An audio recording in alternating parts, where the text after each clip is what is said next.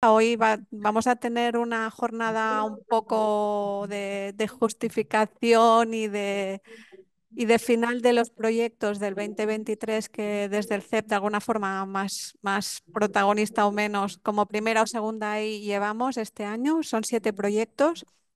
Va a ser una sesión más rápida de la que normalmente hacemos, o sea que tendremos como casi que unos 10 minutos por cada uno de los ponentes.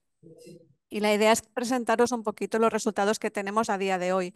Pensad que todavía estamos justificando y que aún hay alguna parte igual que todavía no podemos mostraros hoy, pero en cualquier caso os dejaremos nuestros correos y nuestros datos porque si alguien quiere ampliar o necesita más datos, os lo pasaremos sin problema. Y hoy tenemos la suerte de que tenemos a muchos investigadores con nosotros de varios centros tecnológicos que nos van a explicar todos los detalles de su trabajo este año en estos proyectos, o sea que será una sesión en que aprenderemos un montón. Empezaremos después de cada 10 minutos más o menos que tiene cada uno de los ponentes, os dejaremos la posibilidad si queréis hacer alguna pregunta porque aquel ponente luego ya no tiene por qué estar toda la mañana con nosotros. Es decir, que si tenéis alguna pregunta, nos lo escribís abajo donde pone preguntas y respuestas.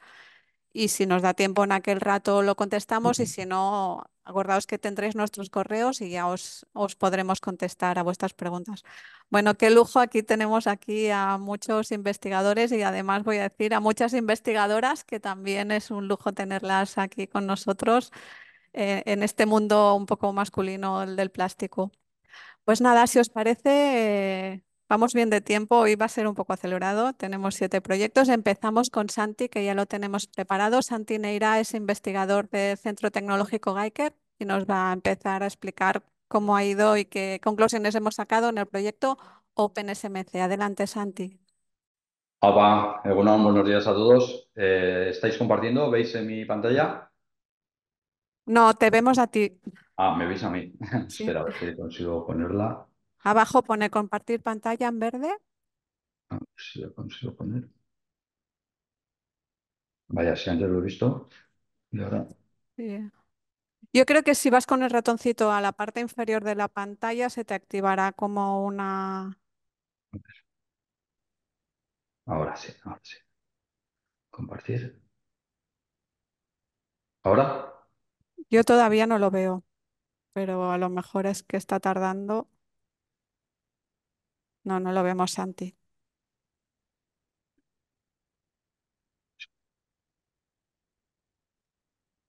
Ahora sí. Si te pones en modo presentación, porque ahora vemos como las pequeñitas de la izquierda. ¿Ahora? Perfecto, Vale, adelante. por fin. Vale, bueno, buenos días a todos y a todas. Como ha comentado Carmen, soy Santiago Neira, soy investigador técnico en el ámbito de materiales compuestos en el Centro Tecnológico Geiker. Soy responsable de diferentes procesos de transformación de materiales compuestos, entre ellos la tecnología de SMC, razón por la cual me asignaron la dirección del proyecto OpenSMC 4.0, en el cual he participado en colaboración con mis compañeros de Bárbara, Pretec, Moldesura, TCL, Besplan, Clúster de Energía del País Vasco y el Centro Español de Plásticos, a los cuales quiero ya desde el inicio de la presentación agradecer a todos vosotros vuestro trabajo intenso y vuestra colaboración, porque gracias a la actividad de todos nosotros hemos llegado a alcanzar ese objetivo que nos habíamos marcado al inicio del proyecto OpenSMC 4.0, que era poder disponer de una célula totalmente monitorizada, digitalizada y sensorizada del moldeo de SMC, todo ello para llevar a cabo un control eficiente del proceso, un control eficiente desde el punto de vista energético y desde el punto de vista de control de calidad del composite resultante. Es importante destacar de que no puedes aplicar criterios de ahorro energético en un ciclo de transformación si ello va a repercutir en la calidad final del composite resultante, ¿no? Entonces, ese objetivo lo hemos cumplido con creces, creo yo, y aunque esta transparencia resume de una manera muy didáctica lo que hemos conseguido en el marco del proyecto de SMC, que es el poder disponer de una célula de moldeo de SMC totalmente sensorizada, monitorizada, que nos permite tener el control sobre el proceso de moldeo aplicado a un material de SMC. Vamos a poder conocer cuál es su comportamiento en la cavidad del interior del molde. Vamos a poder conocer los consumos energéticos asociados a los diferentes elementos que integran una célula de transformación de moldeo de SMC, como es la prensa hidráulica y el atemperador. Y todo esto gracias a poder visualizar en tiempo real todos los parámetros y todos los datos que somos capaces de captar de esta célula de transformación.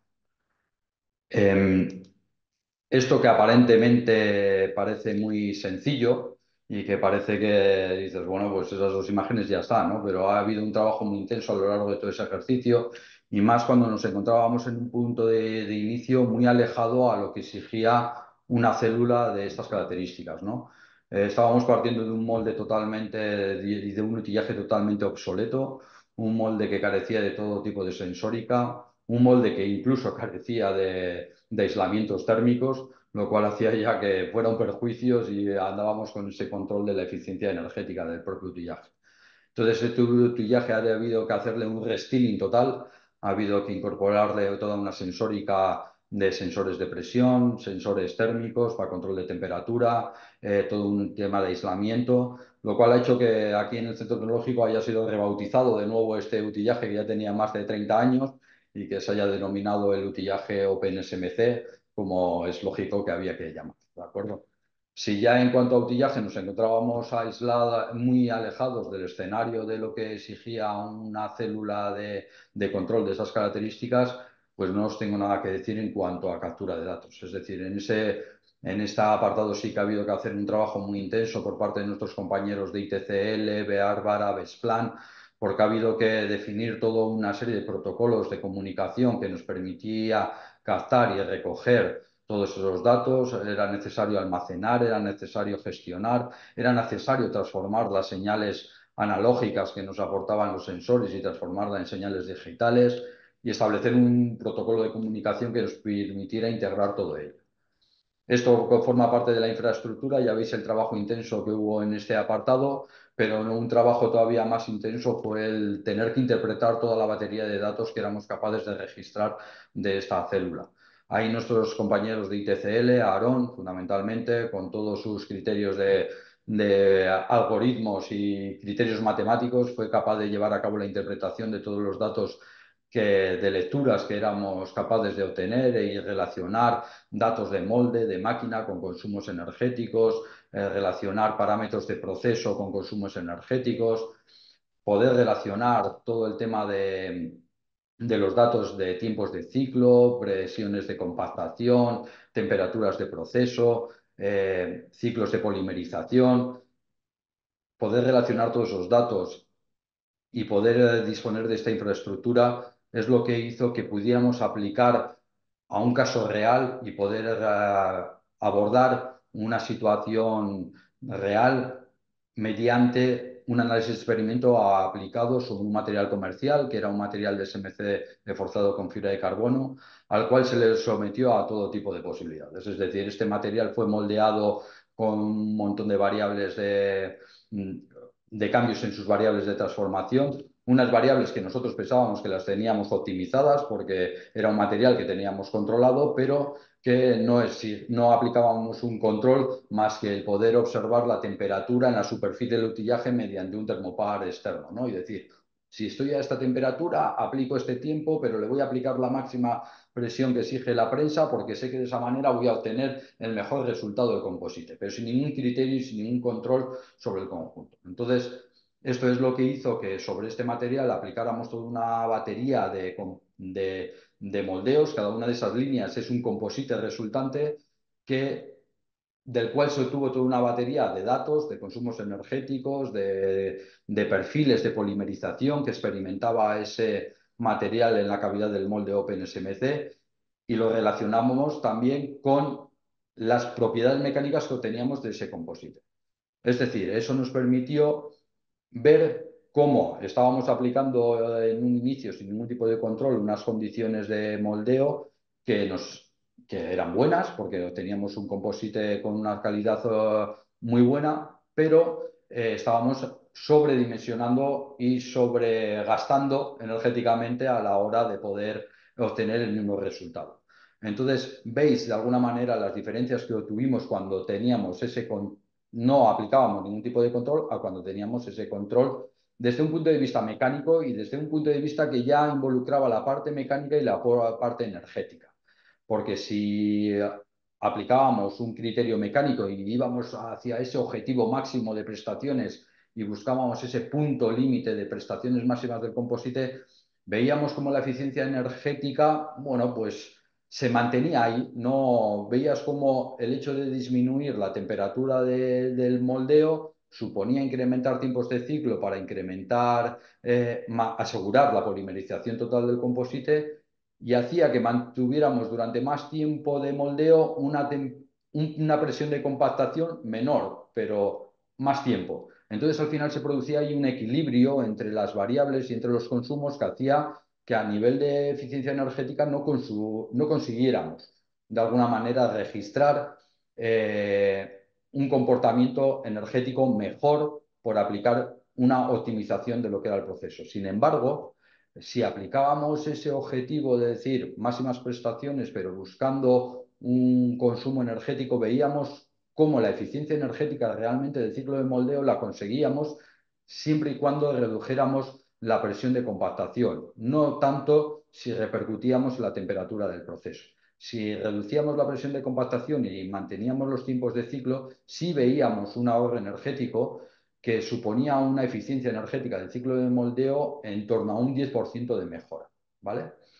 Si aplicamos todos esos criterios de consumos y el material que estábamos aplicados a ese impacto medioambiental y podíamos registrar esa huella de carbono asociada a este ciclo de moldeo, hay que indicar que todo el impacto realmente que supone el trabajar bajo esta tecnología está asociado a la fabricación del propio SMC. Es decir, la repercusión que tiene la etapa de moldeo en esa huella de carbono solo repercute en el ciclo que hemos nosotros monitorizado y sensorizado en un 2%.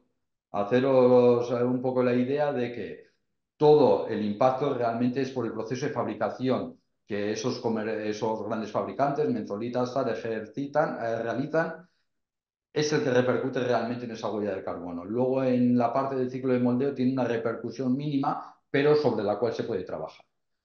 Y si aplicamos esa optimización energética y optimización mecánica, vemos cómo el impacto en esa huella de carbono, pero insisto, únicamente haciendo impacto en ese ciclo de moldeo, vemos que somos capaces de impactar en ese 2% en un 20% si aplicamos criterios de eficiencia energética y eficiencia de calidad sobre el composite. ¿Vale?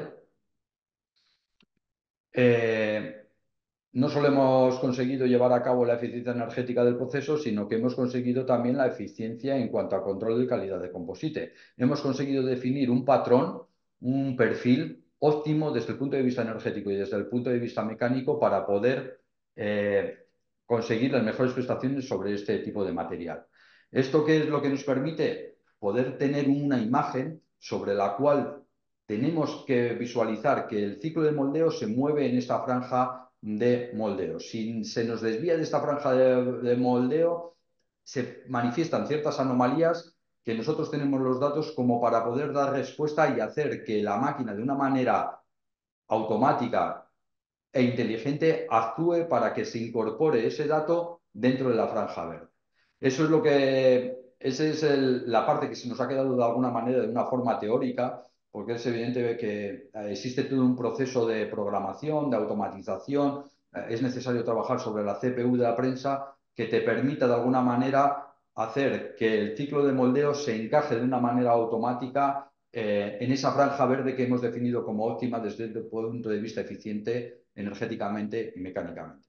Ahí el inteligente ahora es el operario, en este caso Santiago, que cuando ve que el cursor sale fuera de esa franja verde, tiene que saber y tiene que decirle al ciclo de una manera manual y programándolo de una manera manual, oye, te estás desviando de esta franja verde, métete en la línea verde y para meterte en la línea verde igual tengo que aumentar el tiempo de ciclo, igual tengo que aumentar la presión, pero soy capaz de poder visualizar de alguna manera el control sobre este material. Es importante especificar que cada material va a tener su propio perfil, cada material, incluso sobre el propio diseño del molde. No todo, un mismo material va a tener un diferente perfil si se moldea sobre un molde como es el OpenSMC, como si se moldea sobre otro molde, como veremos a continuación con las pruebas que realizó nuestro partner Pretec a nivel industrial, ¿de Un acuerdo? minuto, Santi. Vale. Entonces, dadas las capacidades que tenía Geiger, intentó orientar la formulación de un SMC hacia mejorar su eficiencia energética. Como hemos visualizado antes, esa eficiencia energética, nuestro objetivo inicial era poder disminuir la temperatura de procesado, pero ¿ha sido esa la estrategia correcta? Igual la estrategia correcta no hubiera sido el trabajar sobre una formulación de SMC que se moldeara a más baja temperatura, sino desarrollar un SMC que se moldeara a más baja presión, porque ese SMC sabíamos que iba a tener una repercusión en cuanto a consumo global mucho más efectiva que lo que ha sido la parte del atemperado de lo que es el utillaje, ¿de acuerdo? No voy a entrar en detalle de lo que es la base de la formulación que hicimos, pero sí vimos cómo trabajando con el catalizador, que es el que lleva a cabo la reacción de polimerización y que se adapta a la temperatura del proceso, somos capaces de jugar con ese parámetro para poder mejorar o repercutir en la eficiencia energética. De una manera no tan eficiente como si lo hubiéramos hecho modificando las partes de carga o modificando la parte de la fibra, trabajando en las partes de la resina con su aditivo termoplástico para haberlo hecho más eficiente a nivel de moldearlo a más baja presión. Con ese mismo material lo que hicimos fue ese mismo análisis de experimentos, poder determinar cuál era ese perfil óptimo para este material en concreto y poder ligar eficiencia energética con eficiencia mecánica exclusivo para este material que hemos moldeado. Eso es algo que ha quedado pendiente en el marco del proyecto. Sin embargo, lo extrapolamos a un caso industrial real en el cual nuestros compañeros de Pretec pudieron validar la efectividad energética que tenía este material porque eran capaces de moldearlo a mucha más baja temperatura y durante mucho menos tiempo, aunque mantenían la presión de compactación. Y pudieron validar su funcionalidad porque las prestaciones que aportaba este material eran muy superiores a lo que realmente podía existir en el comercial. Pero bueno, comparar propiedades mecánicas de dos materiales muy diferentes tampoco tiene sentido. Os dais cuenta que en un caso teníamos que alimentar el molde con más cantidad de material que en otro caso, pero bueno, eso son diferencias en la base de la composición que, como insisto, cada material tendrá su propio perfil, cada material tendrá su propio comportamiento, sus condiciones óptimas, que es lo que nos podrá definir una eficiencia energética y una eficiencia mecánica. Y tenemos actualmente la herramienta para ello, que es lo que mantendremos en nuestro centro tecnológico y que a partir de ahora aplicaremos en los próximos proyectos que surjan y en todo lo que surja. Entonces, nada, muchísimas gracias a todos por vuestra atención. Ha sido un año muy intenso, de mucha actividad. Resumir todo en 10 minutos es muy complicado, pero sí quiero dedicar un minuto simplemente a mis compañeros, a Inara, a Adrián, a Alex, a María, a Diego, a Aarón, a Begoña, a Jordi y por supuesto a Carmen por su gestión y su coordinación del proyecto, porque gracias a todos vosotros hemos podido llegar a este resultado.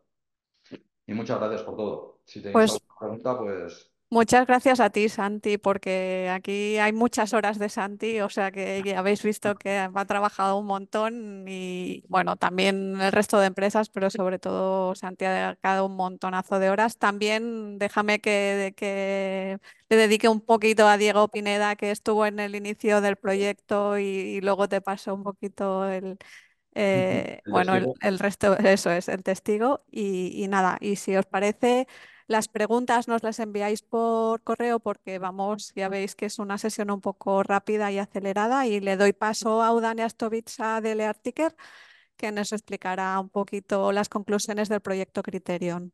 Adelante, Udane. Muchas gracias, Carmen. Bueno, buenos días. Yo soy Udane, como ha dicho Carmen, y soy investigadora en el Centro Tecnológico Leartiker y voy a ir compartiendo la pantalla.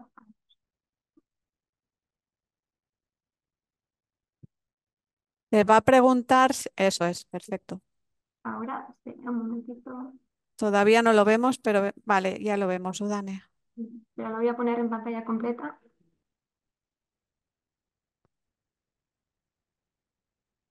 Vale, espero que ahora sí, ¿no? Ah, perfecto. Pues bueno, hoy voy a intentar resumir en 10 minutos bueno, todo el trabajo que hemos hecho en el proyecto Criterion. Y bueno, primero os quiero poner un poquito en contexto, pero bueno, el objetivo es ese, ¿no? Presentaros todos los resultados que hemos obtenido con todo el trabajo que ha habido detrás por parte de todos los miembros del consorcio.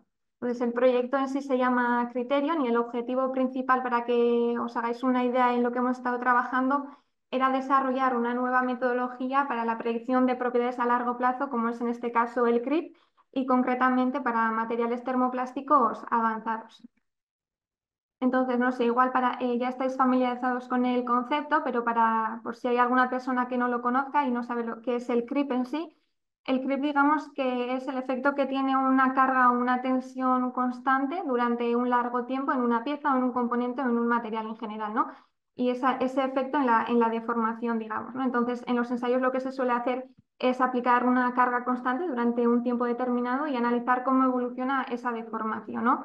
Como podéis ver en la pantalla, los ensayos pueden durar muchísimo, incluso más de un año, ¿no? Y normalmente cada componente se suele tener que caracterizar a más de una temperatura y a más de una tensión, ¿no? Entonces, la suma de todos estos ensayos pues, nos lleva a meses o años de trabajo, que al final, durante el proceso de diseño de un nuevo componente o una nueva pieza, pues no solemos tener todo ese tiempo y en consecuencia pues solemos sobredimensionar de alguna manera las piezas, ¿no? Y un poquito para intentar dar respuesta a esta problemática que encontrábamos, pues nacía el proyecto Criterio, ¿no? Entonces, en el proyecto han sido muy importantes, obviamente, los materiales y los componentes o demostradores con los que hemos trabajado. En la pantalla podéis ver los dos demostradores con los que hemos trabajado, que son parte de un amortiguador de un vehículo, y ambos están fabricados con poliamida 66 con fibra de vidrio, ¿no? Y bueno, han sido componentes, digamos, bastante importantes en el proyecto, ya que durante los dos componentes, durante su vida útil, digamos, ¿no? Aparte de otras tantas cargas o tensiones, pues también sufren estas cargas constantes, ¿no? Durante toda su vida. Entonces, bueno, ahora sí que sí, un poquito después de haberos puesto en contexto de lo que era el proyecto, ¿no? Me quiero centrar ya en los resultados que hemos tenido y en lo que hemos estado trabajando. En lo primero que empezamos a trabajar cuando empezamos con el proyecto fue en la validación de lo que nosotros llamamos el concepto de la temperatura aparente, porque como os comentaba, el material que hemos utilizado en ambos componentes ha sido una poliamida, que es un material higroscópico que al final tiene esa facilidad, digamos, de absorber humedad, ¿no? Y esta humedad de alguna manera cambia sus propiedades y ya que actúa como si fuese un plastificante, ¿no? Entonces, normalmente este material o este tipo de materiales se suele caracterizar tanto en seco como en húmedo, y ese tiempo de acondicionado de los materiales o incluso en el caso del CRIP, ¿no? Que son ensayos bastante largos en el tiempo, pues tener que mantener esas condiciones pues siempre es más complicado que trabajar con probetas o piezas secas, ¿no? Entonces, el primer paso fue este y ha sido bastante importante, ya que nos ha permitido trabajar a partir de este momento con probetas y piezas secas en todo momento, pudiendo hacer esa equivalencia a otros tipos de acondicionados, ¿no? Y la relación que hemos utilizado ha sido que, bueno, hemos considerado, y así lo hemos visto en los resultados, que la humedad es de alguna manera equivalente a un aumento de la temperatura en el material. Entonces, una vez validada esa metodología, en la que podría hablaros bastante más tiempo y profundizar en ella, pero no tenemos tiempo, así que seguiré para adelante. Un punto importante también ha sido la sensorización.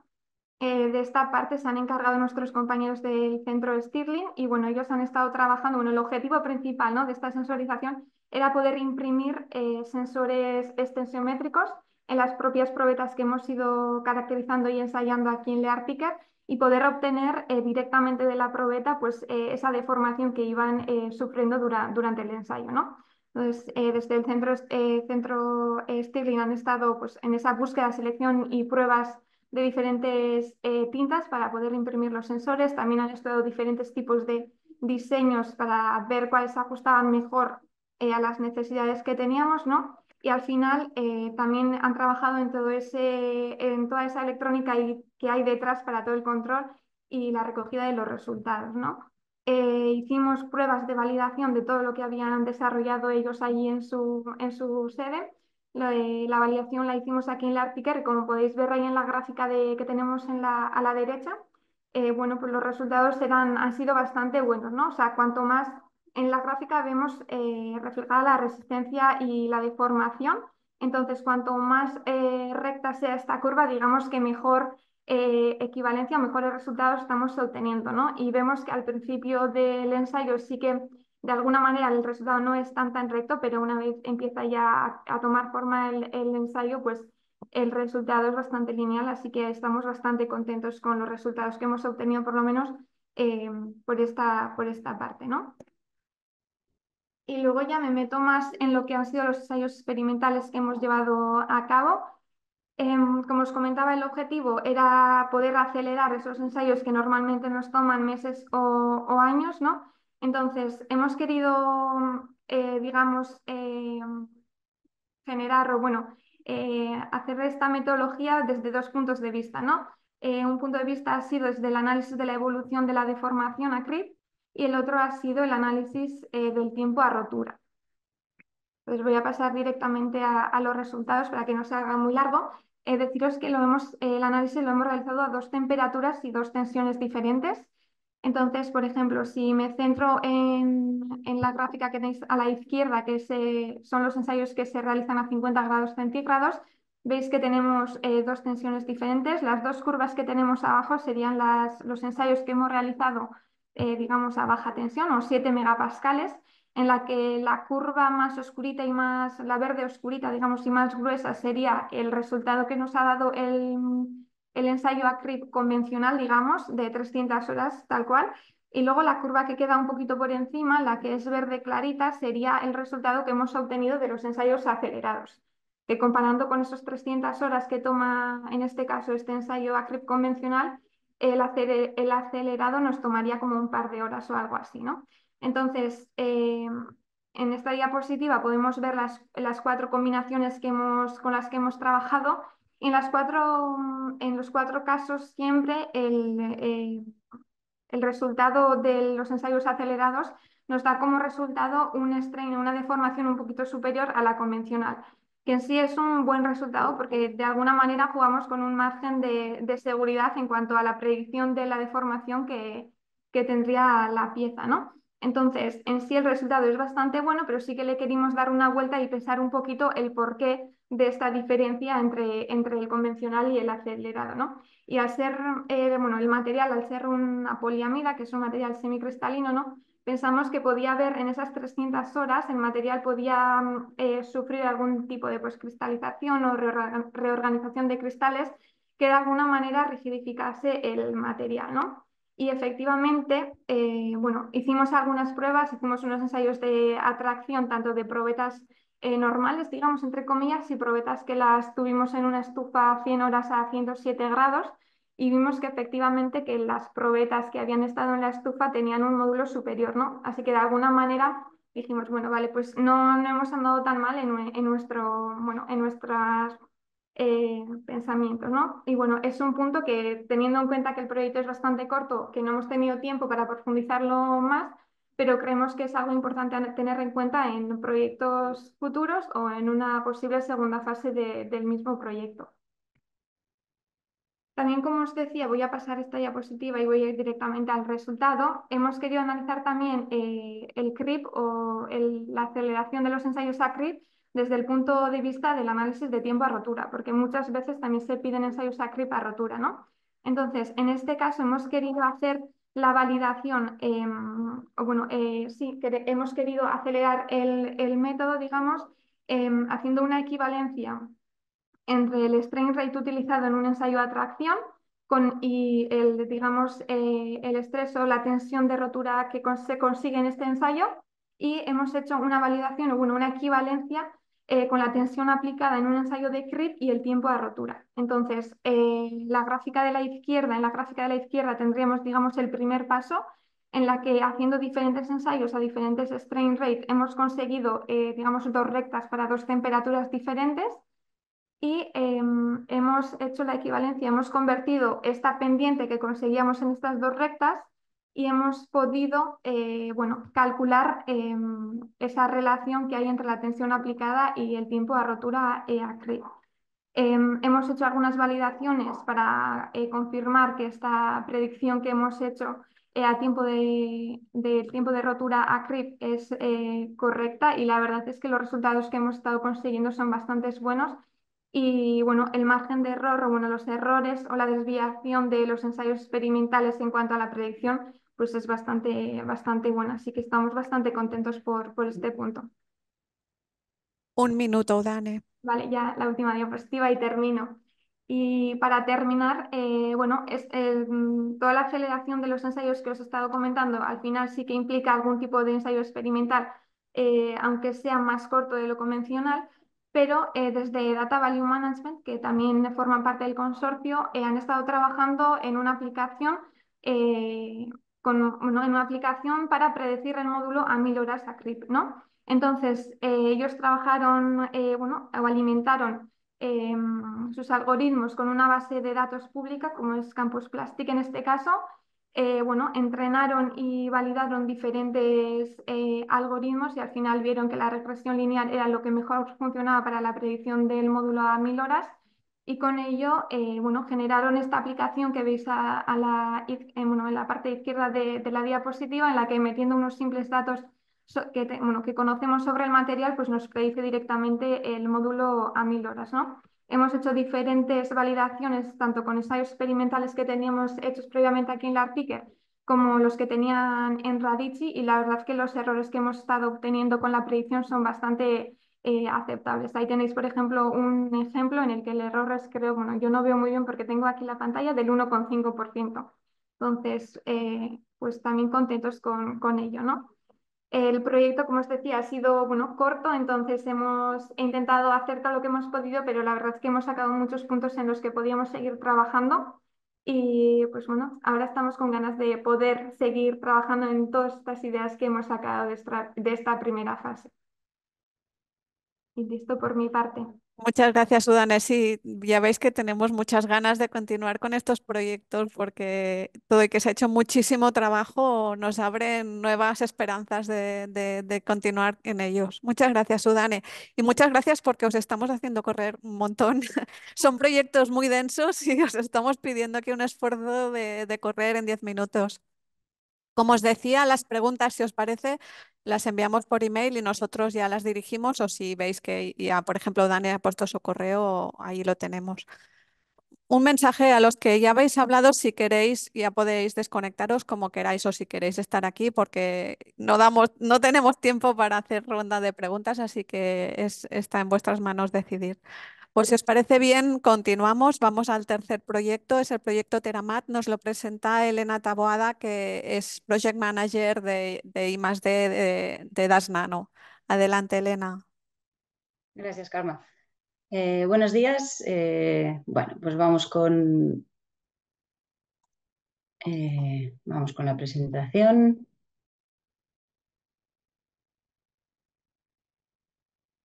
Espero que se vea ya. Vale, ya la vemos. Vale, muy bien. Vale.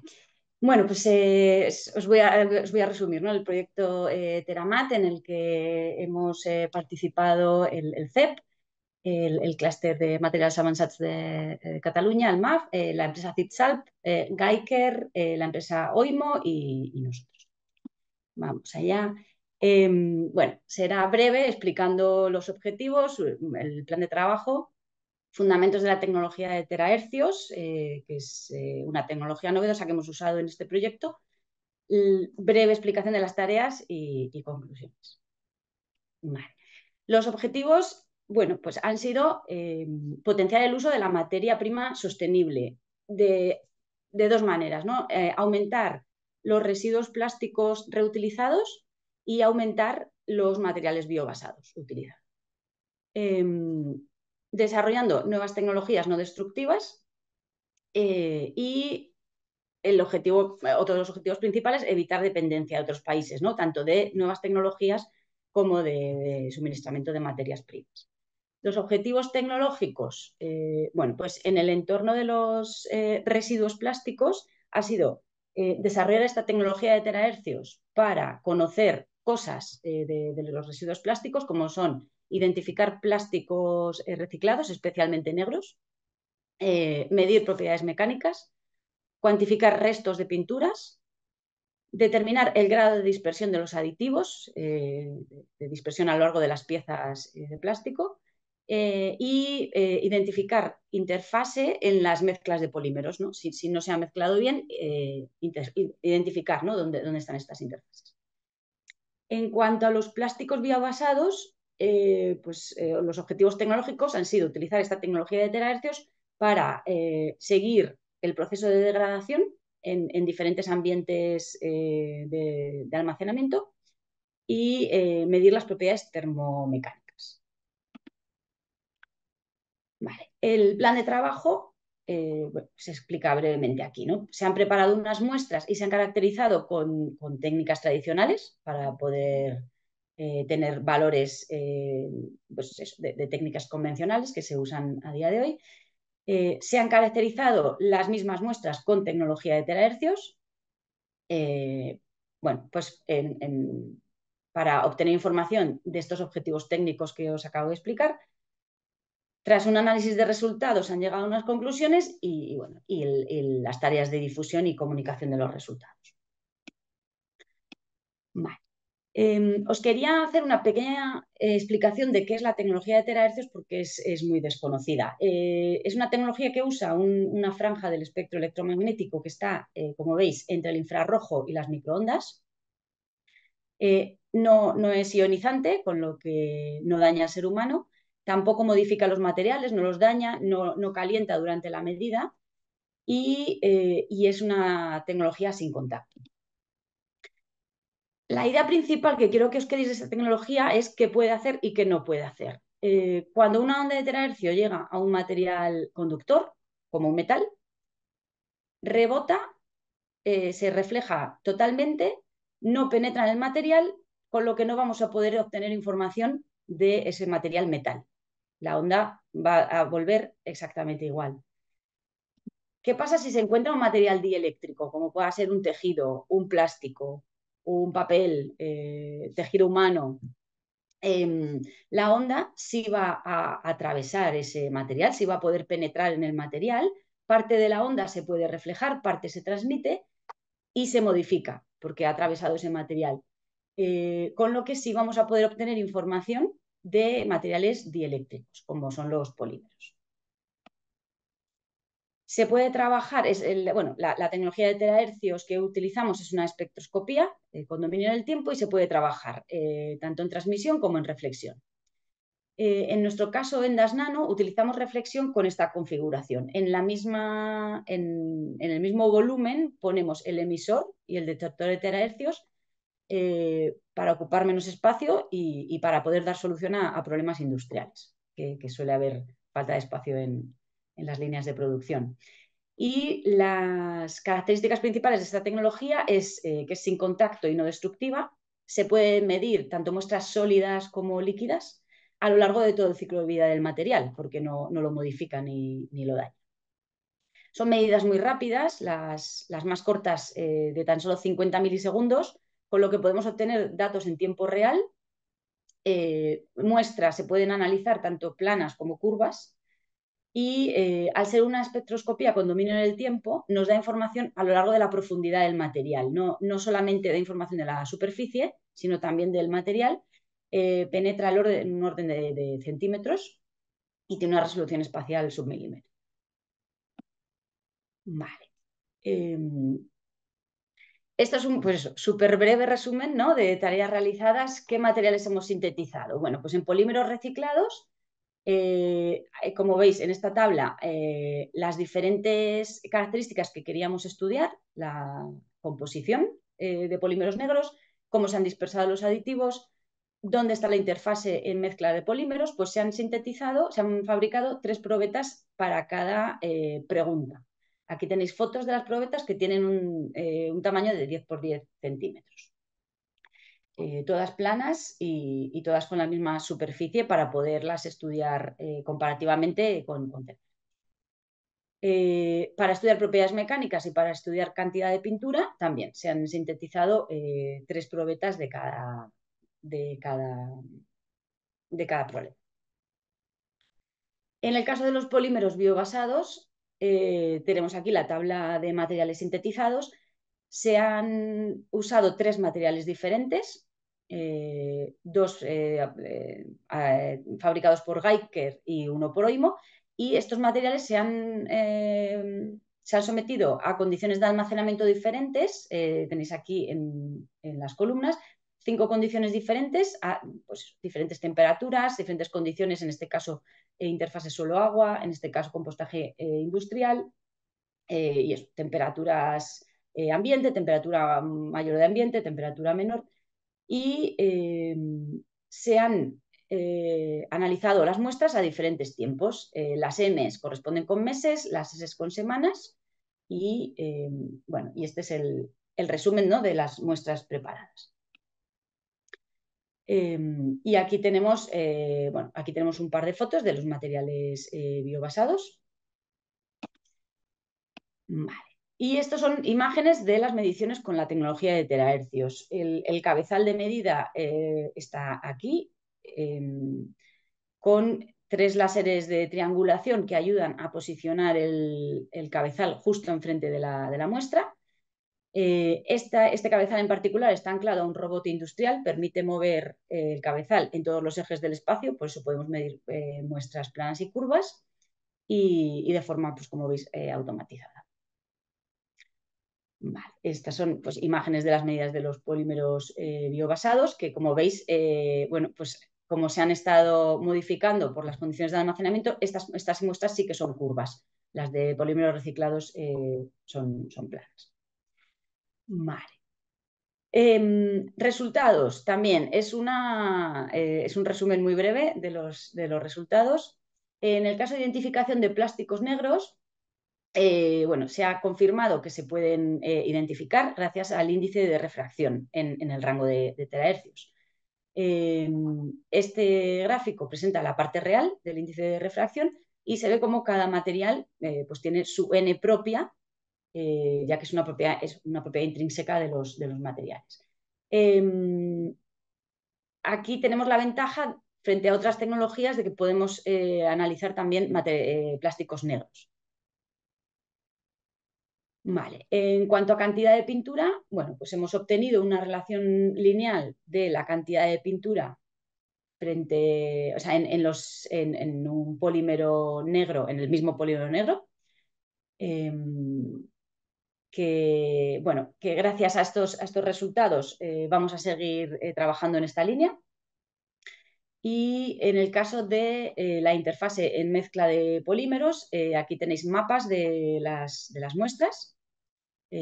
Como veis, tenéis mapas de 3 por 3 centímetros, 30 por 30 milímetros, con píxeles de 50 micras. Esta tecnología, bueno, como veis, ¿no?, permite también mapear la superficie de los materiales, y hemos observado, que no habíamos observado antes, o sea, obviamente no podemos enseñaros todos los resultados, hemos observado en estos mapas estas zonas circulares que podrían estar asociadas a las diferentes fases de los polímeros. Bueno, como no le ha pasado a los compañeros que han hablado anteriormente, son proyectos muy cortos en los que se hace una viabilidad, ¿no?, de la hipótesis de trabajo. Entonces, esto, bueno, pues sería interesante seguir trabajando en ello para comprobar si estas zonas circulares están asociadas a esa diferente composición. Vale. En el caso de los polímeros biobasados, Un minuto, aquí Elena. tenéis... ¿Perdón? Un minutito. Un minuto, vale. Pues vale. Bueno, estos son ejemplos de cómo hemos relacionado los datos, ¿no? El índice de refracción frente a tiempo y el índice de refracción frente a propiedades mecánicas. Vale. Conclusiones. Hemos podido identificar polímeros negros, en el caso de polímeros reciclados. Hemos podido identificar cantidad de pintura. Es necesario trabajar más para estudiar la dispersión de aditivos, la interfase en mezcla de polímeros y propiedades mecánicas. No hemos llegado a conclusiones de momento concluyentes y es difícil, bueno, llegar a ellas. En el caso de polímeros biobasados, no hemos observado relaciones claras entre las medidas de terahercios y el tiempo de almacenamiento y propiedades mecánicas. Pero ha sido un proyecto exitoso porque hemos podido estudiar diferentes parámetros. Gracias a los resultados de cantidad de pintura en polímeros reciclados, estamos preparando una segunda fase del proyecto y también hemos podido identificar cómo aprender más de los polímeros biobasados. Pero eso sería pues, con más tiempo de proyecto. Muchas gracias por vuestra atención. Muchas gracias, Elena. Seguro que escucharemos a partir de ahora mucho hablar de los terahercios. Estad atentos porque ya veréis que es una nueva tecnología que va a entrar para que nos ayude en muchas identificaciones que hasta ahora no podíamos llegar porque lo estamos viendo en nuestros proyectos. Muy bien, Os muchas voy gracias. gracias. Os voy a leer una nota de que me ha pasado Marc, que acaba de llegar del ministerio y como estamos dentro de la familia de empresas y de personas que trabajamos en proyectos ahí, creo que nos interesa a todos los que estamos. Acaba de llegar, el ministerio está haciendo un mailing, o sea que luego os lo rebotamos, que pone: buenos días, se han publicado en el portal de ayuda 2 notas informativas referentes a la justificación de la convocatoria AI 2023, que es esta que estamos hoy aquí hablando todos. Por una parte, se amplía el plazo de justificación en 1 mes y medio, o sea que gracias por correr, pero bueno, nos dejan más tiempo. Hasta el 1 de septiembre a las 12 de la noche. O sea que ya podemos relajarnos este estrés que llevamos estos días. Bueno, vamos a relajarnos. Y bueno, y dice, y además se ha publicado una nueva versión de los documentos de justificación y bueno, nos añaden una declaración responsable de contabilidad separada, creo que es nueva. Bueno, esto lo repasaremos. Es posible que haya algún tema de justificación que se tenga que modificar, pero ya vemos que ahora vamos a ir más tranquilos, o sea que ya os lo iremos haciendo pasar. Nada, buenas noticias. No, todavía no ha salido la convocatoria de la 24, pero parece que no se va a solapar tanto. Pues nada, continuamos con aire fresco. Ahora, si os parece, os presento a Blanca Lecube, que es investigadora del Artiker, es compañera de Udane. Nos va a explicar el proyecto Birsare, que está liderado por la EI Aclima. Y adelante, Blanca. Gracias, Carmen. Buenos días a todos. Voy a compartir pantalla. Te oímos un poco flojo, Blanca. ¿Ah, sí? A ver, A ver, ahora mejor, ¿sí? yo no sé, está ordenado. No me acerco lo suficiente. Vale, acércate lo más que puedas y intenta levantar la voz. Vale. ¿Veis la pantalla, verdad? Sí. Vale, pues yo vengo a presentaros el proyecto Birsare. Y bueno, empiezo un poco con el contexto, bueno, que ya realmente todos conocemos, ¿no? Que bueno, que residuos plásticos mal gestionados están llegando pues al medio ambiente, ¿no? Especialmente graves la situación en mares y océanos. Y bueno, pues ya desde hace años, ¿no? Estamos trabajando en intentar pues, circularizar, ¿no? Todos esos procesos en los que se utiliza el plástico. Y bueno, este proyecto también se marca en este contexto, ¿no? Y aquí, pues, el proyecto Birsare tiene los siguientes objetivos. Por una parte, se centra en el reciclaje y la recuperación de residuos de artes de pesca. Lo que se quiere hacer es fabricar y comercializar nuevos materiales a partir de estos residuos. Muy importante también es trabajar en la integración y transmisión de información en esta cadena de valor del reciclado del plástico. Y para ello, pues, bueno, también se ha trabajado en soportes tecnológicos, hardware y software, para estos modelos, ¿no? De transferencia de información.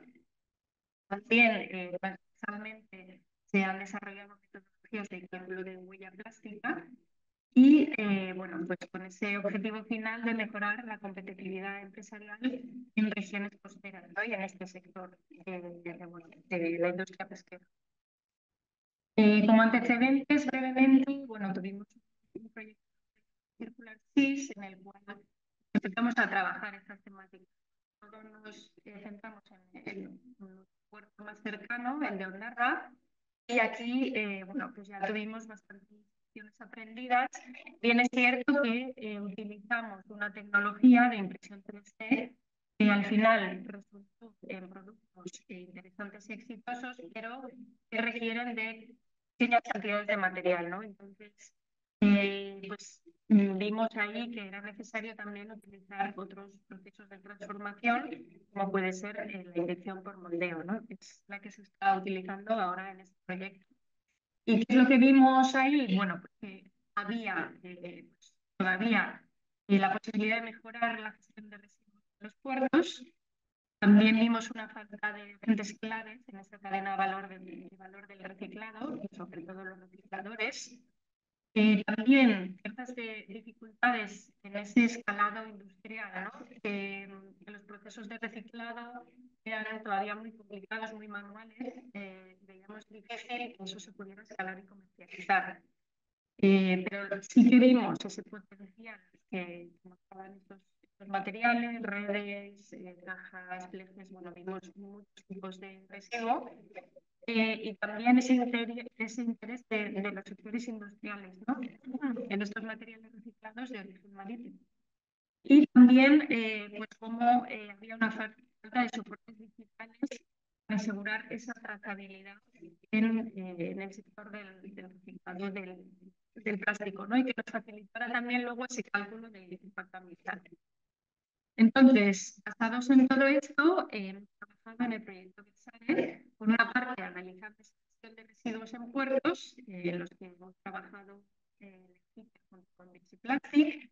Luego también ha sido muy importante ese desarrollo del tratamiento y reciclaje de residuos, que ha sido mayor responsabilidad de Bixiplastic. Nosotros hemos trabajado en nuevas formulaciones y caracterización de todos estos materiales para después validarlo con un producto industrial, el sector del mueble, que ha sido la parte de Closa.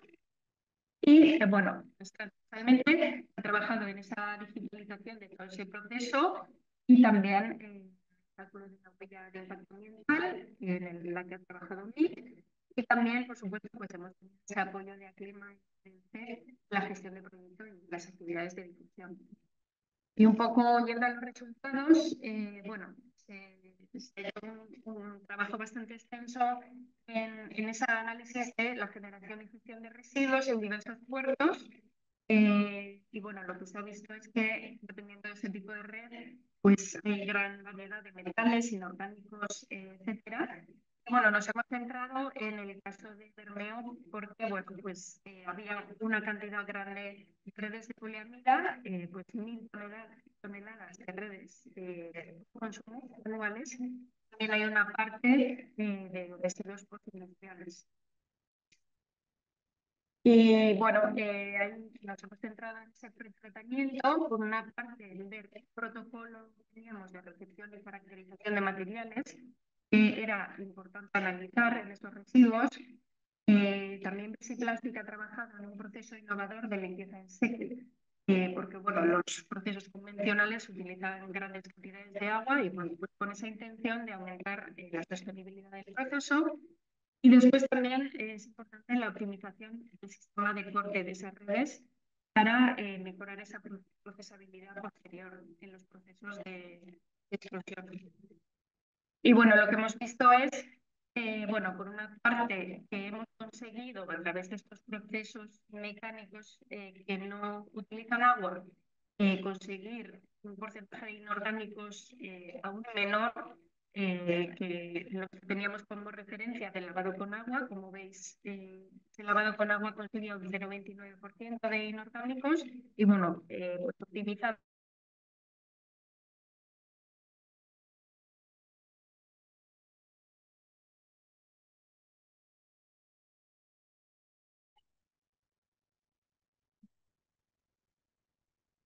Hola.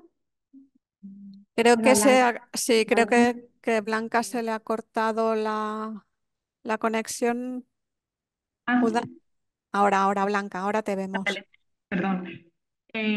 Después, en cuanto a procesabilidad, hemos visto pues, utilizando pues diferentes métodos de triturado, configuraciones de rejillas, pues consigues diferentes tipos de triturados finales de material, lo que pues influye directamente en después su procesado y estabilidad de proceso, como ves ahí, ¿no? En la alimentación y extrusión del material. Por otra parte, en cuanto a nuevas formulaciones, lo que hicimos es primero analizar esos grados base del 100% reciclado para ver qué propiedades mostraba. Y bueno, lo que hemos visto es que las propiedades, tanto atracción como flexión e impacto, pues son muy buenas y están en el rango de poliamidas coaxiales vírgenes, por lo que nos daba ya pie a poder llevar a cabo diferentes tipos de formulaciones en las que hemos probado pues, mezclas de material virgen utilizando refuerzos de filtro de vidrio, con lo que hemos conseguido una horquilla de materiales pues, bastante amplia que podríamos utilizar en diferentes aplicaciones comerciales. En este caso, en Bitsare, nos hemos centrado en el sector del mueble y bueno, hicimos unas pruebas de validación en un respaldo de silla enclosa, empezando, como veis a la izquierda, hicimos una ajuste de parámetros con una poliamida virgen de referencia y luego llevamos a cabo dos procesos. Por una parte, ajustar esos parámetros para el material reciclado y conseguir pues una estética, como veis, pues bastante optimizada a través de ese ajuste de parámetros y también pues, ver una estabilidad de proceso en serie, ¿no? Pues llegando a inyectar pues, cierto número de piezas para ver que realmente ese proceso es estable. Entonces, bueno, pues como conclusiones y esa visión de futuro, sí que hemos visto que esa gestión de residuos, desde que empezamos a trabajar en esto hace unos 5 años, pues ha mejorado pues, significativamente. Entonces es posible llevar a cabo una separación efectiva. Easy Plastic pues, ha trabajado como gente clave en esa cadena de valor del reciclado y hemos visto que es posible escalar en esta red de base poliamida se ha validado industrialmente en un componente, ¿no? Entonces, bueno, pues ahora hay que trabajar en crear ese modelo de negocio circular, que estamos haciendo un estudio de viabilidad técnica, económica y de sostenibilidad. Y bueno, pues viendo estos resultados, pues esperemos que pueda llegar a buen puerto. Nunca mejor dicho. Y hasta aquí mi presentación.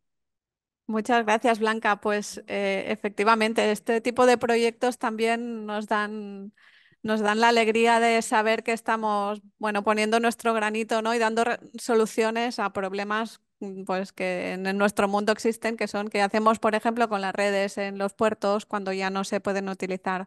Bueno, pues entonces llamar a Virsi Plastic para que nos las gestione y poder hacer como hace Closa, bueno, que pues está sacando estas sillas y a ver si este modelo de negocio funciona y ya no solo a nivel económico, pero seguro a nivel de reciclado y de dar la vuelta un poquito al planeta. Gracias, Blanca. De nada. Pues si os parece, damos paso al siguiente proyecto, es el Digicel 4.0, nos lo presentará Alberto López Gil, que es Team Leader de Celmat Technologies. Este proyecto está liderado por la AI y el Consorcio del Caucho. Adelante, Alberto. Ya vemos tu presentación. Está silenciado, Alberto. Ay, perdón. Gracias. Nada, en primer lugar, muchas gracias por abrirnos esta ventana para poder explicar este proyecto de forma resumida. Bueno, pues este es un proyecto basado en el desarrollo de una herramienta para controlar la estructura celular en línea de producción. Está en la convocatoria, se ha hecho en la convocatoria ACE y este es el consorcio. Está formado por el Consorcio del Caucho, el CEP, Standard Profil, Análisis, Simulación y nosotros. Entonces, bueno, como introducción, nosotros, simplemente para presentarnos, somos una compañía, una empresa de I+D en el campo de las espumas poliméricas. Estos son materiales que, como veis aquí, se utilizan en muchas aplicaciones, en los asientos de los coches, almohadas, colchones, quizás son las más conocidas, pero también como aislantes acústicos, aislantes térmicos flexibles, como veis aquí, también rígidos como los que tenéis en vuestras casas. Lo que tienen en común todos ellos es que están formados por una estructura celular, como veis aquí, mediante dos de las técnicas más habituales para caracterizar esta estructura celular. Aquí veis un vídeo de tomografía de rayos X. Es una reconstrucción en 3D de una estructura celular, de una espuma polimérica, y aquí una imagen 2D tomada mediante microscopio electrónico de barrido. Esta estructura celular es muy importante caracterizarla para poder entender las propiedades físicas de estos materiales, propiedades mecánicas, aislamiento acústico y aislamiento térmico, como ya he mencionado. Y es por eso que entre las numerosas soluciones que ofrecemos en el sector de las espumas poliméricas, una de ellas en la que nos hemos especializado es en el desarrollo de software para poder analizar esta estructura celular de forma rápida. ¿Por qué de forma rápida? Porque en algunos procesos productivos industriales para fabricar este tipo de materiales, como por ejemplo el que se usa para fabricar aislantes térmicos, espumas de poliestireno expandido para nuestros edificios, se hacen en continuo. Aquí veis que estas planchas se fabrican mediante un proceso de extrusión. Esta es una línea tándem donde se inyecta el gas a alta presión y en la boquilla de la segunda extrusora sale expandido. Finalmente se cortan estas planchas, como veis aquí, que son las que se instalan en nuestros edificios. Lo que se hace generalmente para controlar este procesos de producción es simplemente tener en cuenta aspectos geométricos de las planchas, como su espesor o la densidad, que es uno de los cuánto cantidad de gas ha sido posible introducir en el polímero, en este caso en poliestireno. Este es un aspecto muy importante para definir sus propiedades físicas finales, pero no es suficiente. Sobre todo en aislamiento térmico es muy interesante o es muy importante, es clave, diría, poder entender cómo es la estructura celular y cuál es el tamaño de las celdas que conforman esta estructura celular, porque cuanto menor sea su tamaño, mejor va a ser la capacidad de aislamiento térmico de este material. Claro, si esto lo pensamos hacer con las técnicas que ya he descrito, microscopía electrónica de barrido, tomografía de rayos X, esto requiere de mucho tiempo. Y por otro lado, por ejemplo, aquí vemos que tomografía se necesitan 4 horas al menos y con microscopía de electrónica de barrido 2 horas. Y por otro lado, estos equipos son muy caros, requieren una inversión muy alta, difícil de asumir para el control de un proceso de producción. Fue por eso que nosotros, durante los últimos años, hemos desarrollado una técnica para poder hacer este análisis de la estructura celular de forma rápida y con un equipamiento mucho más sencillo. En este caso, hemos utilizado microscopios ópticos digitales, que como ya sabéis son equipamientos muy pequeñitos que requieren poca inversión y que se instalan de forma muy fácil en cualquier lugar, incluso en una línea de producción. Claro, al utilizar microscopía óptica, como veis aquí, las celdas no se reconocen muy bien mediante el empleo de luz. Es necesario utilizar técnicas que incrementen el contraste entre la fase sólida, en este caso nuestro polímero, poliestireno podría ser para esas planchas de aislamiento térmico, y la fase gas. Esto en el software que hemos desarrollado, que desarrollamos, lo hemos hecho mediante pintado, como veis aquí.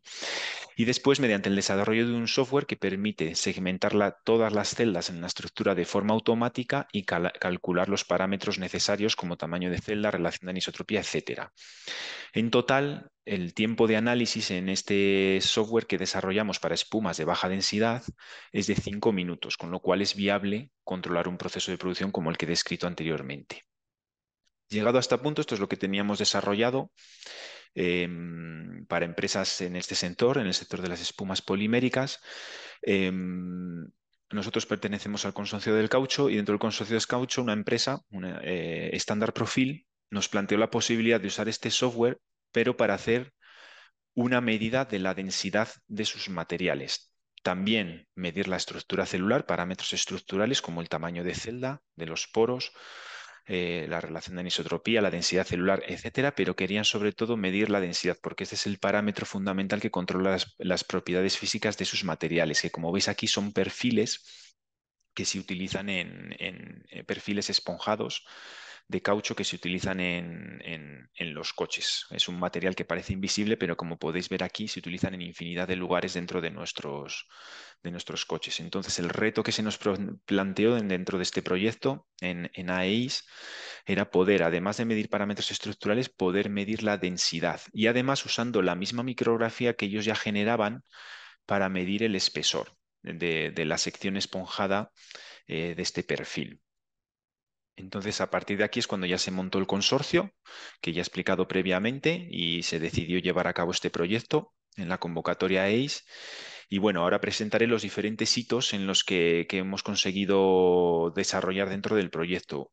Uno era poder desarrollar una técnica que nos permitiese incrementar el contraste entre la fase sólida, en este caso el caucho, y la fase gas de forma rápida y sencilla. La técnica habitual que empleábamos para espumas de baja densidad, el pintado, como ya he comentado, no funcionaban estos materiales. Por lo que tuvimos que recurrir a una técnica llamada de campo oscuro. Esta técnica es conocida en el campo de la microscopía óptica, pero se requieren microscopios ópticos muy, muy caros. En este caso, lo que hicimos nosotros es utilizar anillos LED que proyectaban la luz de forma lateral a la superficie de la muestra en la cual nosotros queríamos tomar la micrografía de la estructura celular. Esa proyección lateral de la luz permitiría generar sombras en las zonas con porosidad, en las zonas con celdas, como podéis ver aquí en esta imagen.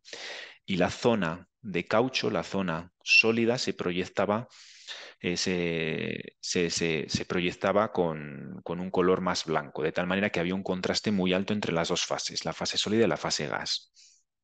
Ya con este alto contraste y mediante un algoritmo de análisis de imagen podíamos generar una máscara de nuestra estructura celular y de nuestra esponja, en este caso, como veis aquí, en blanco y negro, que es la que se utiliza para realizar el cálculo de densidad mediante esta ecuación. En esta ecuación necesitamos saber el área que ocupa la esponja en la micrografía y el área que ocupan las celdas en la esponja. Y a partir de esta ecuación que se implementa en el algoritmo y a su vez en el software, podemos calcular de forma muy rápida y por análisis de imagen la densidad del perfil esponjado, que este es el segundo hito del proyecto.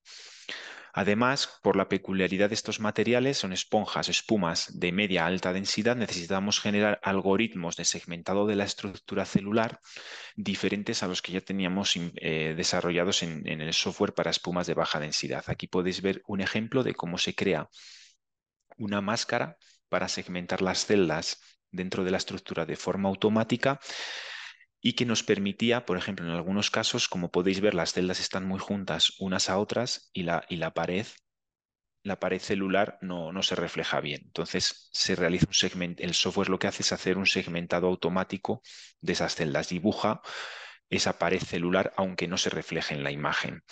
Gracias a estos métodos de segmentado que implementamos en el software, podíamos conocer también parámetros de la estructura celular como el tamaño de celda o aquí como muestro la distribución de tamaños de celda, que también pueden ser importantes para las propiedades físicas de estos materiales.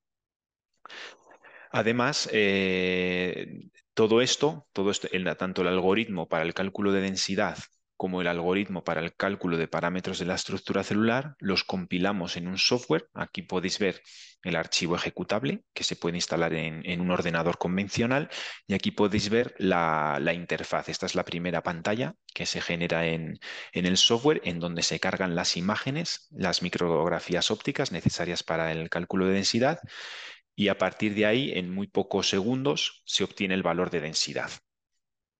Aquí podéis ver las pruebas de validación que hicimos en perfiles esponjados de estándar profil y comparados los valores obtenidos por análisis de imagen y con el software en las barras naranjas con los valores de densidad obtenidos por el método clásico que utiliza estándar profil en su línea de fabricación, que es un método bastante convencional, es el método de Arquímedes. Entonces podéis ver cómo los valores utilizados con su método actual se parecen bastante con los valores obtenidos con el software basado en análisis de imagen. Por lo tanto, este es el hito 5 en el que validábamos el software con los materiales que fabrica Standard Profil. Un Y minuto, bueno, Alberto. perfecto, esta es la última diapositiva. Gracias, Carmen. Entonces, los resultados del proyecto han sido bastante satisfactorios. Actualmente se está validando en la propia línea de fabricación de Standard Profil. Para ello se ha instalado el software en su centro de control y además se han hecho ajustes para adaptar este software a las micrografías que ellos toman con su microscopio. Y bueno, el proyecto ha acabado, pero planteamos líneas futuras que han surgido a raíz de los resultados de este proyecto y que están basadas en métodos más sofisticados, en software más sofisticados. El software actual está basado en métodos de binarización y segmentación clásicos que están fuera de lo que se conoce como inteligencia artificial, pero ahora el reto es desarrollar un software basado en visión artificial y en redes neuronales, que ahora sí estaría dentro de lo que se conoce actualmente como inteligencia artificial y que permitiría reconocer las celdas en la estructura mediante objetos, como podéis ver aquí. Esto ya lo hemos desarrollado para micrografías tomadas con microscopio electrónico de barrido, pero el reto sería en un posible futuro proyecto que también queremos plantear dentro de la convocatoria ACE, en hacerlo en micrografías ópticas, que es un desafío aún más grande. Esto es todo. Muchísimas gracias. Pues muchas gracias, Alberto. Yo creo que estamos aquí, Pilar y yo, dispuestas a recoger el reto que nos acabas de lanzar y empezar a trabajar para un futuro proyecto. Gracias, Ojalá, Alberto. ojalá. Gracias a vosotras. El siguiente proyecto nos lo va a presentar Ana Ibáñez, que es Project Manager de AIJU. Es el proyecto Retornado, que está liderado por el clúster del Valle del Juguete. Adelante, Ana.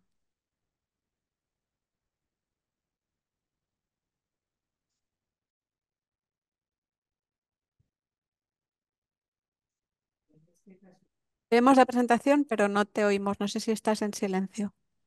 Ahora, ya está. Es que primero quiero compartir la presentación. Perfecto. Bueno, buenos días a todos y nada, muchísimas gracias por invitarnos a participar para poder presentar en lo que hemos estado trabajando en estos últimos meses en el proyecto Retornado. Bueno, el proyecto Retornado, su título completo, ¿no?, que siempre me gusta decirlo, es Investigación sobre reciclabilidad de residuos termoplásticos mediante impresión 3D de gran formato. Bueno, el objetivo de... Ay, perdón, que no me pasa.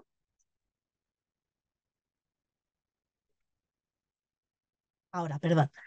Nada, el objetivo, como comentaba, del proyecto Retornado ha sido el de investigar sobre el reciclaje de residuos termoplásticos para su revalorización como materia prima en procesos avanzados de impresión 3D de gran formato y de alta productividad.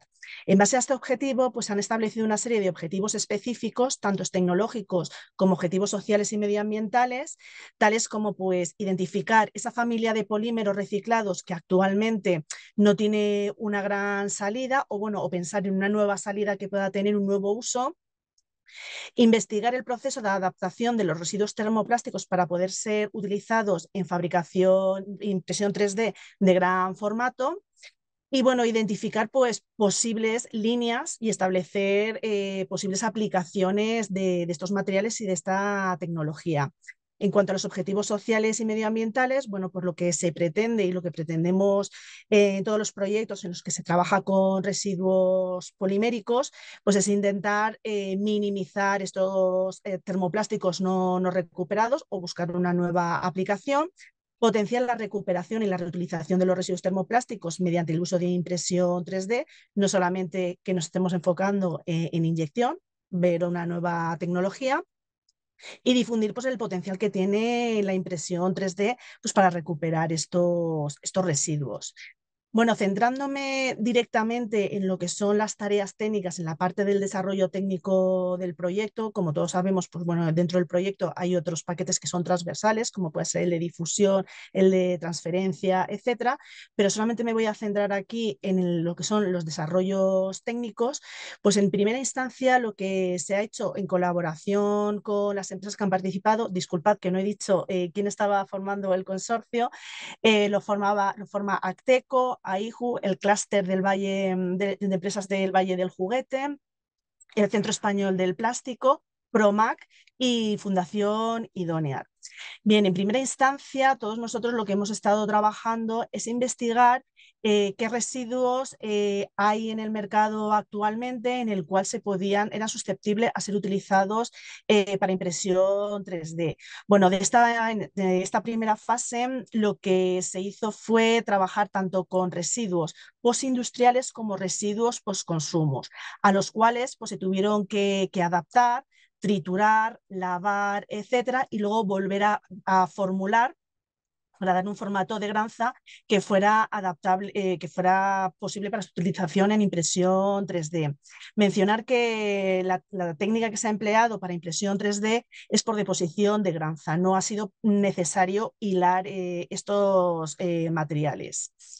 Bueno, en primer lugar, lo que se ha hecho a partir de estas lanzas que se han obtenido, se ha trabajado y se ha seleccionado ABS, polipropileno con fibra de vidrio, y luego se obtuvo un residuo multicomposición que solamente nos quedamos con lo que era la fracción poliolefínica, que estaba compuesta tanto con polipropileno como polietileno. Bien, esta granza inicial se caracterizó, se obtuvieron las propiedades mecánicas, térmicas y físicas para establecer la ventana de trabajo para impresión 3D. En primera instancia se hicieron pruebas a escala laboratorio con estos 3 residuos que he mencionado. Y bueno, y se fue observando pues el comportamiento para para valorar la posible reformulación de estas fracciones poliméricas. ¿Qué se estudió? Bueno, pues factores críticos que tenemos en impresión 3D, como son el alabeo que puedan experimentar las piezas, las contracciones, la delaminación por capas, y sí que se observó que era necesario reformular estos materiales. ¿Cómo lo reformulamos? Bueno, pues para minimizar esa contracción que experimentaba y también para mejorar esa adhesión entre capas, lo que se hizo en algunos de los materiales fue incorporar diferentes cargas inorgánicas como microesferas de vidrio, carbonato de calcio, talco y EVA. A escala laboratorio, con equipos de impresión 3D de laboratorio, se obtuvieron probetas normalizadas para obtener luego esa caracterización, obtener las propiedades mecánicas y estudiar el comportamiento. Y bueno, lo que sí que se observó es que llegando a un equilibrio entre las propiedades mecánicas, entre la disminución del alabeo que se obtenía al final de las piezas, pues se consideró conveniente la formulación de polipropileno con EVA, pues hacer el escalado y que se hicieran pruebas a escala industrial con el equipo que se había desarrollado por parte de Fundación Idoneal.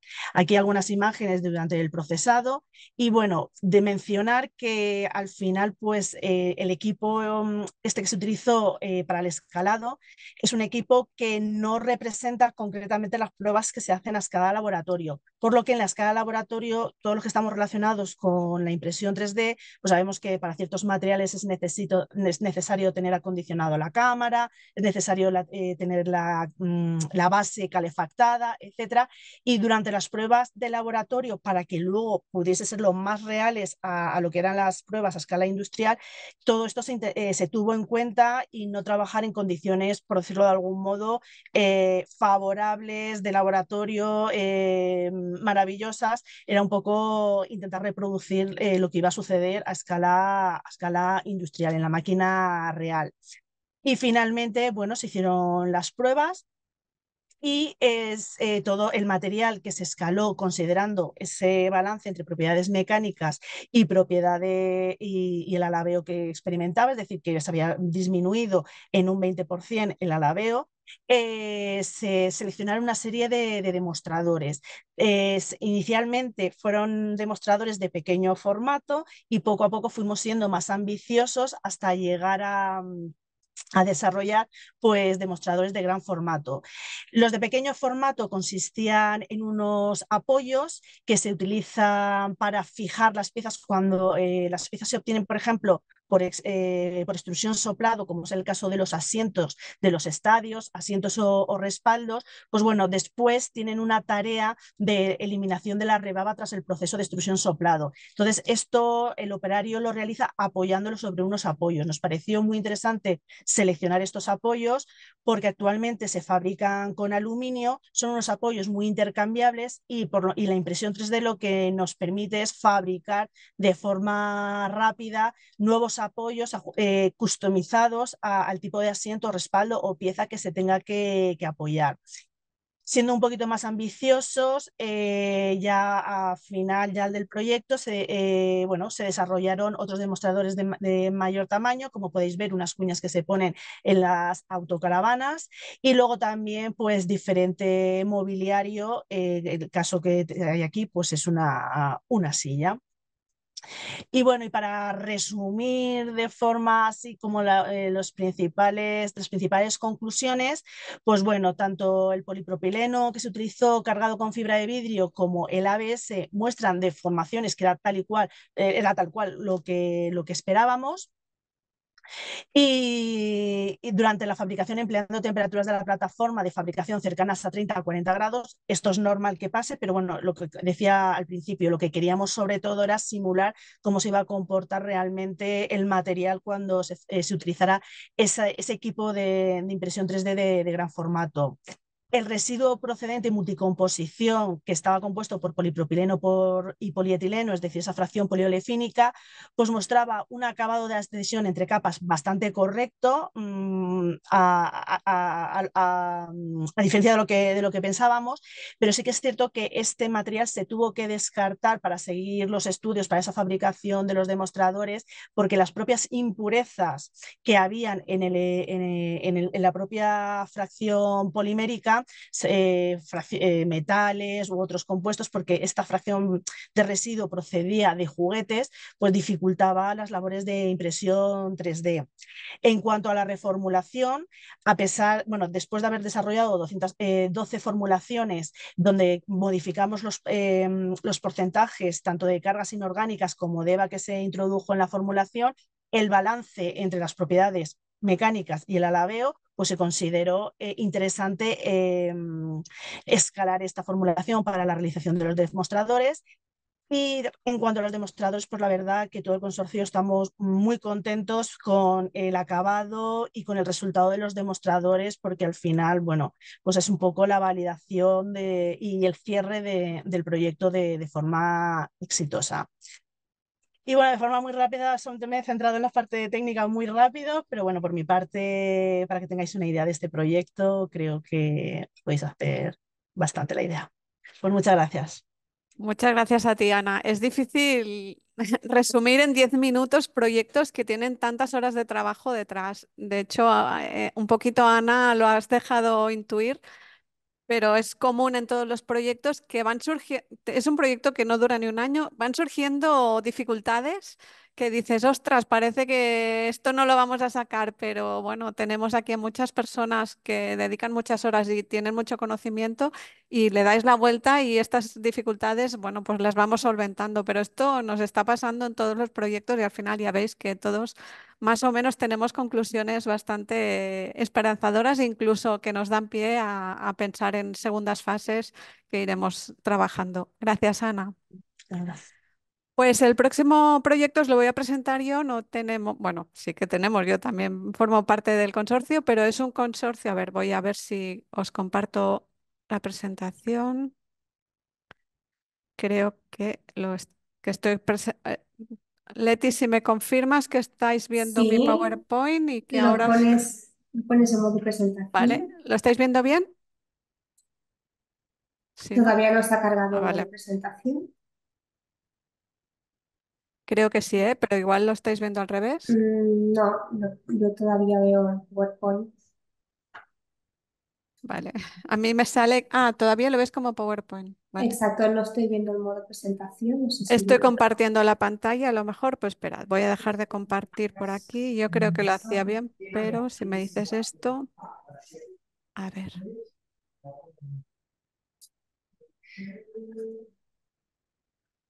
Bueno, presenta. de PowerPoint. avanzando, que se trata del proyecto Exorpi 4.0. ¿Estáis viendo ahora? Ahora sí, ahora sí. Vale, perfecto. Pues os voy a presentar el último proyecto de esta mañana intensa de proyectos. Es el proyecto Exorpi 4.0. Es un proyecto que hemos hecho en consorcio liderado por el Clúster de Automoción de Aragón. Y tenemos aquí a 3 pymes que ahora os voy a presentar. A ver si paso página, sí.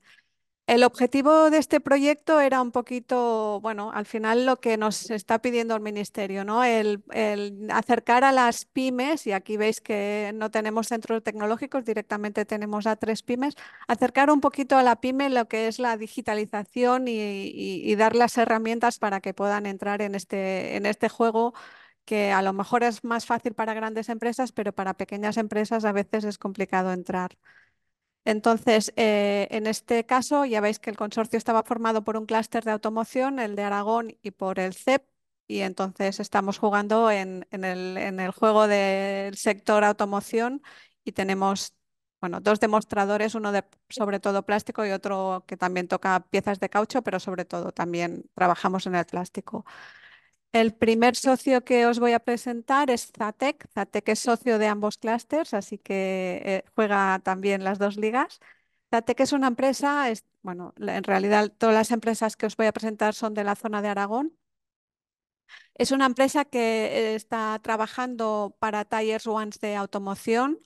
Aquí veis algunas de las piezas que podemos encontrar. Es una empresa que todo y ser una pyme es muy activa a nivel de I+D y a nivel de buscar nuevos proyectos y buscar cómo mejorar como empresa. En este proyecto, justamente Zatec, que es una de las empresas tractoras del proyecto, quería ver cómo podíamos ayudarle entre el consorcio para automatizar un poquito sus instalaciones y sus procesos. Veis que es una empresa cuyos puntos claves están focalizados en asesorar técnicamente para optimizar en diseños. Ellos trabajan en el diseño de las piezas y se involucran. También está trabajando en temas de mejorar materia prima. De hecho, con nosotros estamos trabajando juntamente con Learticker en algún otro proyecto donde estamos trabajando estos puntos. Puede trabajar tanto en pequeñas como en grandes series. Es una empresa, por tanto, bastante flexible. Trabaja en fabricar pieza técnica de automoción principalmente y es un proveedor A en automoción. Está certificado, ya veis, por varias de estas certificaciones. Luego también teníamos como demostradora la empresa Miju. Miju, bueno, sería un poquito, bueno, es demostradora, iba a decir análoga a Zatec en el sentido de que es demostradora en el proyecto y ellos trabajan en componentes de caucho y también en componentes de plástico también para automoción. Veis que trabajan en diferentes cauchos y termoestables y trabajan también, apuestan por la I+D en sus proyectos. Tienen plantas en España y en India. Y luego teníamos la empresa, la tercera pata del taburete, que es Alpe Industrial, que es una empresa que es una habilitadora tecnológica, también está en la zona de Aragón y ellos se dedican a trabajar en automatizar las empresas y son especialistas en Industria 4.0. Un poquito es el que ha llevado la parte técnica del proyecto en base a las necesidades de Zatec y de Miju. Los objetivos del proyecto Exorpi, ya os comentaba, son muy prácticos y son las de posibilitar la entrada a nuevos mercados en automoción. Ya sabéis que automoción es un sector muy competitivo donde, bueno, los costes están muy, muy afinados y entonces el hecho de poder automatizar una planta es un factor decisivo a la hora de llevarse un proyecto, sobre todo proyectos a escala internacional que son a los que intentan entrar estas 2 empresas y un poquito como ejemplo de las pymes de automoción que están tanto en el entorno del CAR como del CEP. Entonces, con este objetivo en la cabeza entramos en este proyecto, pero también sin perder de vista el intentar mejorar temas como layouts, controles de calidad 100% mediante visión artificial, ir a trabajar cero defectos, organizar la ergonomía de los puestos de trabajo y además reduciendo la huella de carbono y por tanto también costes de energéticos. A nivel de objetivos más particulares, ya no tanto a nivel filosófico, sino más en concreto, se trabajaron estos objetivos que tenéis aquí detallados en la mejora del OE de la planta. O sea que al automatizar la planta íbamos a sacar mejores indicadores de planta, lógicamente, y por tanto íbamos a ser más competitivos y reducir la huella de carbono a través bueno, de las estaciones de embalaje, paletizado y transporte. Esto también queríamos darle este enfoque energético y un poquito bueno, de verde, ¿no?, al proyecto, no solo económico. También creíamos que este tipo de actividades iban a incidir en una mejor comunicación entre los medios productivos de planta y para eso utilizábamos los ERPs que ya tenían instalados tanto Zatec como Miju, ahorro de costes de no calidad al tener todo automatizado y además implantar visión artificial con inteligencia artificial, bueno, pues se iban a reducir piezas no correctas. Y también se reducían controles de calidad. Teníamos visión artificial, por tanto podíamos optimizar los puestos de trabajo. Es una solución flexible, es lo que buscábamos, eran soluciones flexibles. Pensad que las tiradas en este tipo de piezas que no son muy grandes son, bueno, se van variando constantemente y por tanto no nos interesaba una solución que para cada modelo o para cada referencia implicase mucho tiempo. Por tanto, buscábamos soluciones que fuesen rápidas y de cambio y muy adaptables a las diferentes piezas y a los diferentes mercados a los que se dirigen estas empresas, que no siempre a 100% son automoción, sino que también se pueden introducir en otros mercados en cualquier momento. También se ha trabajado mantenimientos predictivos mediante inteligencia artificial y bueno, y también siempre se ha buscado que este tipo de soluciones estuviesen de acuerdo y estuviesen bien comunicados con el personal y que no fuesen ya de un rechazo, como a veces pasa en algunas implantaciones de Industria 4.0, que si no están bien explicadas, no se explica bien qué ventajas van a aportar a los trabajadores, pues pueden provocar un rechazo. Esto era una cosa importante a la hora de poner en marcha este proyecto. Las tecnologías que se han trabajado en el proyecto están basadas en robótica avanzada, en digitalización de procesos y trazabilidad, en simulaciones, en visión artificial, ya os comentaba, en inteligencia artificial y Big Data, aquí se generan muchos datos que hay que trabajar. Y también se ha tenido que sensorizar, evidentemente, las inyectoras y las diferentes máquinas de proceso para poder sacar estos datos y mejorarlos. Y por otro lado, bueno, un poquito al hilo de lo que comentaba Ana, mediante fabricación aditiva se ha trabajado en el prototipado y en la fabricación de utillajes, haciéndolas más flexibles y más económicas. Y esta sería un poquito el resumen del Exorpi y también un poquito con esta diapositiva os doy pie bueno, que dejaros abiertos. Pensad que estamos ahora trabajando todos en una inminente que ya debería haber salido convocatoria de este año, del año 24, y que en cuanto salga, bueno, pues ya casi tenemos que presentar la documentación.